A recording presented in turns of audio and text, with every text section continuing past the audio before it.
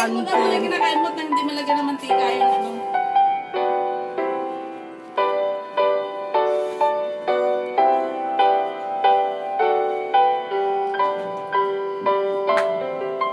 Wala na, kumayat na. Kinakain mo. Sa akin. Mamaya ka na. Eh, papansin. Walang friend. Doon, yung kay kuya, kunin mo. Kay kuya? Oo, kay tito, kay ninong. Ganon. Oo, ganon. Ganon apoy.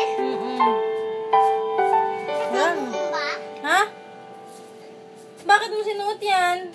Sa labas lang yan, ah. Ha? Diyan lang sa labas yan.